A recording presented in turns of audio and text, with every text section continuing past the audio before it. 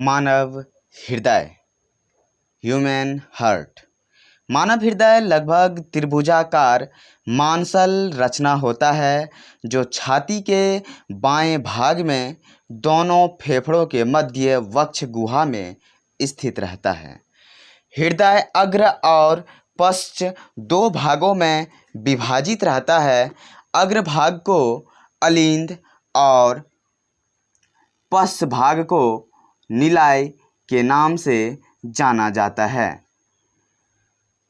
इसमें अग्रभाग को अलिंद को इंग्लिश में ऑरिकल और पश्च भाग को वेंट्रिकल के नाम से जाना जाता है। इस हृदय आकृति चित्र में अलिंद और निलाय के बीचों बीच एक दीवार होती है जो हृदय को बाएं और दाएं दो भागों में बांट देती है। इस कारण मानव हृदय में दायां अलिंद, बायां अलिंद, दायां निलय और बायां निलय नामक चार कक्ष यानी वैश्म हो जाते हैं। बाएं अलिंद और निलय बीच त्रिदली कपाट और जबकि दाएं अलिंद और निलय के बीच द्विदली कपाट होते हैं। दाएं अलिंद और जो है जिसमें अग्र और पश्च महाशिरा आकर खुलती है, ये फेफड़ों से शुद्ध रक्त को बाएं अलिंद में लाने के लिए फुफ्फुसीय शिरा, इसी तरह दाएं निलय से अशुद्ध रक्त को फेफड़ों में ले जाने के लिए फुफ्फुसीय धमनी और बाएं निलय शुद्ध रक्त को शरीर में ले जाने के लिए महाधमनी होती है। संपूर्ण हृदय एक मोटी भित्ति वाली हृदयावरण से ढकी रहती है। हृदय की क्रिया विधि पर अगर हम बात करें तो हृदय में अलिंद और निलय एकांतर क्रम में फैलता और सिकुड़ता रहता है। जब अलिंद फैलता है तब संपूर्ण शरीर का शुद्ध रक्त अग्र और पश्च महाशिरा होकर दाएं अलिंद में और फेफड़ों से शुद्ध रक्त फुफ्फुसीय शिरा में चला जाता है। ये सारे क्रिया हम ये देखिए इस हार्ट के माध्यम से हम दिखा रहे हैं।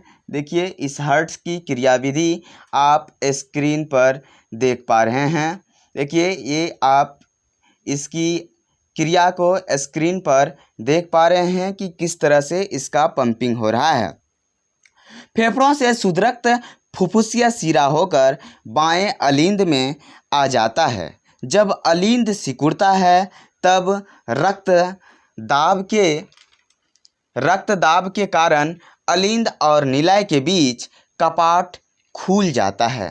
कपाट खुलते ही दाएं अलिंद का अशुद्ध रक्त दाएं निलय में और बाएं अलिंद का शुद्ध रक्त बाएं निलय में चला जाता है। अब कपाट बंद हो जाता है। जब निलय सिकुड़ता है तब दाएं अलिंद का शुद्ध रक्त फुफ्फुसीय धमनी होकर फेफड़ा में चला जाता है और बाएं निलय का शुद्ध रक्त महाधमनी होकर संपूर्ण शरीर में चला जाता है। यही क्रम बार बार चलते रहता है। देखिए हम आपको दिखा पा रहे हैं, ये आप जो देख पा रहे हैं ये कलर जो आप देख पा रहे हैं हरे कलर में, ये हमारा महाधमनी है। ये महाधमनी है और ये जो देख पा रहे हैं ये जिसको हम हरा कलर किए हैं, ये जो है फुफ्फुसीय धमनी है। यहाँ पर जो एक ट्यूब संरचनानुमा हम दिखा पा रहे हैं। देखिए ये हरे कलर का जो है, ये हरा कलर जिसको हम किए हुए हैं, ये अग्र महाशिरा है और ये दोनों साइड जो हम दिखा पा रहे हैं ये इस तरह से यहाँ पर हार्ट की आकृति, ये हार्ट जब अंदर में खुलता है तो यहाँ पर ये तो हार्ट का पिछले वाला यानी कि हृदयावरण है, और ये हार्ट का ऊपरी भाग है। ये हार्ट का ये निचली भाग हो गया और हार्ट का ऊपरी भाग है, और इसका जो बीचों बीच ये जो बटा हुआ है ये हृदय को दो भाग में तोड़ देता है, और यहीं से दायां और बायां की क्रिया होता है। और ऊपर वाले भाग को ये नीचे जो संपूर्ण आप देख पा रहे हैं, ये संपूर्ण ये जो देख पा रहे हैं ये हमारा निलय वाले भाग है, और ये ऊपर वाला भाग जो नहीं कलर किया हुआ है हरा में वो अलिंद वाले भाग है। इसमें जो सारे प्रोसेस होता है वो हृदयावरण गति के द्वारा ये होता है। इसमें हृदय के धड़कन जो होता है वो पंपिंग सेट जो होता है वह हृदय वेश में एकांतर क्रम में फैलते और सिकुड़ते रहते हैं। हृदय वेशों का फैलना डायस्टॉल और सिकुड़ना सिस्टॉल कहलाता है। एक डायस्टॉल और एक सिस्टॉल को हृदय धड़कन कहा जाता है। एक सामान्य मनुष्य का हृदय प्रति मिनट 72 बार धड़कन को पूरा करता है, और हृदय के एक धड़कन में 0.8 सेकेंड का समय लगता है। हृदय के सिकुड़ने और फैलने के कारण महाधमनी और इसकी मुख्य शाखाओं प्रभावित होने वाले रक्त द्वारा धमनी की भीतरी दीवार पर आरोपित दाब को रक्तचाप कहते हैं। एक सामान्य मनुष्य का रक्तचाप 120/80 mmHg होता है। इसमें 120 mmHg हृदय का सिस्टोलिक दाब और 80 mmHg हृदय का डायस्टोलिक दाब होता है। उच्च दाब यानी कि हाई ब्लड प्रेशर की हम बात करें तो सामान्य यानी 120/80 mmHg से अधिक रक्तचाप को उच्च रक्तचाप यानी हाई ब्लड प्रेशर, और ऐसी स्थिति में व्यक्ति को मानसिक तनाव, गुस्सा, घबराहट, उत्सुकता इत्यादि लक्षण दिखाई देता है।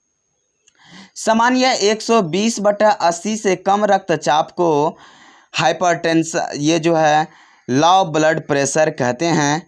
इसमें लो ब्लड प्रेशर कहते हैं। जब किसी व्यक्ति का रक्तचाप सामान्य अर्थात 120/80 mmHg से ज़्यादा हो जाता है तब इसमें उत्पन्न स्थिति को हाइपरटेंशन कहते हैं, जिसमें मानसिक तनाव, अत्यधिक गुस्सा होना, किसी कार्य के प्रति अधिक उत्सुकता, घबराहट इत्यादि होता है। जब कोई व्यक्ति कार्बोहाइड्रेट और वसा युक्त भोजन का अत्यधिक सेवन करता है तब उसकी कुछ मात्रा कोलेस्ट्रॉल में बदल जाता है, और ये कोलेस्ट्रॉल धमनी की भीतरी दीवार पर जमकर छिद्र को बंद कर देता है। ऐसी स्थिति में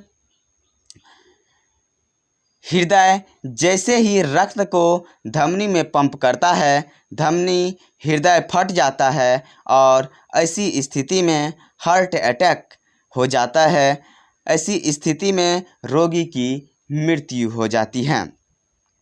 मनुष्य के हृदय में शरीर के विभिन्न भागों से आने वाला रक्त, शुद्ध रक्त पुनः शरीर के विभिन्न भागों से पूर्व 2 बार हृदय से गुजरता है। इस तरह रक्त परिवहन को दोहरा रक्त परिवहन और इस तरह के हृदय के द्विक हृदय कहा जाता है। अग्र और पश्च महाशिरा द्वारा संपूर्ण शरीर का शुद्ध रक्त जब हृदय में आता है तब हृदय से शुद्ध होने के लिए फेफड़ा भेज देता है। फेफड़ा से शुद्ध होकर यह रक्त फुफ्फुसीय शिरा द्वारा पुनः हृदय में आता है, तब हृदय उसे महाधमनी द्वारा शरीर में भेज देता है। नाड़ी या नब्ज, हृदय फैलने और सिकुड़ने के कारण हमारी हाथ की कलाइयों में मौजूद धमनी में होने वाली कंपन को नाड़ी या नब्ज कहते हैं। एक सामान्य मनुष्य का नब्ज 72 प्रति मिनट होता है, यानी कि 1 मिनट में 72 बार धड़कता है।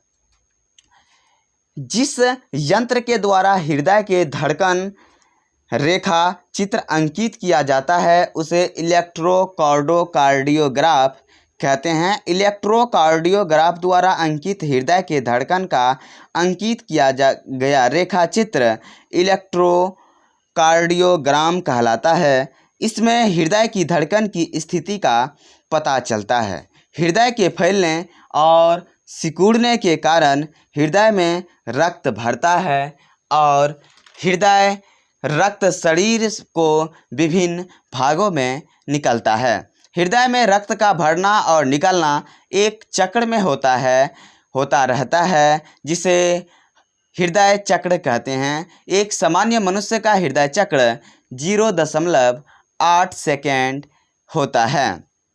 ये सारे प्रोसेस हमारे शरीर को काम करता है और जिस यंत्र के द्वारा रक्तचाप को मापा जाता है उस यंत्र को, उस सिस्टम को स्फिग्मोमैनोमीटर के नाम से जाना जाता है। यानी कि उस तंत्र को स्फिग्मोमैनोमीटर के नाम से हम जानते हैं। रक्त में हिपेरिन और फाइब्रोजिन नामक प्लाज्मा प्रोटीन पाया जाता है। हिपेरिन सामान्य स्थिति में बेवजह रक्त को जमने से रोकता है। जब शरीर की किसी भाग में गहरी चोट लगती है अथवा शरीर का कोई भाग कट जाता है, तब वहाँ क्षतिग्रस्त कोशिकाओं द्वारा एक ऐसा पदार्थ उत्पन्न होता है जो हेपेरिन के प्रभाव को खत्म कर देता है। हिपेरिन का प्रभाव खत्म होते ही फाइब्रिनोजिन ऑक्सीजन की उपस्थिति फाइब्रिन में बदल जाता है और जख्म वाले स्थान पर जाल के रूप में जमा हो जाता है। जब रक्त फाइब्रिन के इस जाल से होकर बह रहा होता है, तब रक्त कलिकाएं इसमें उलझकर रक्त का थक्का बना लेता है। इस कारण वहाँ रक्त का बहना बंद हो जाता है। मिलते हैं आगे के वीडियो में, तब तक के लिए खुश रहिए, मस्त रहिए, तंदुरुस्त रहिए। जय हिंद, जय भारत।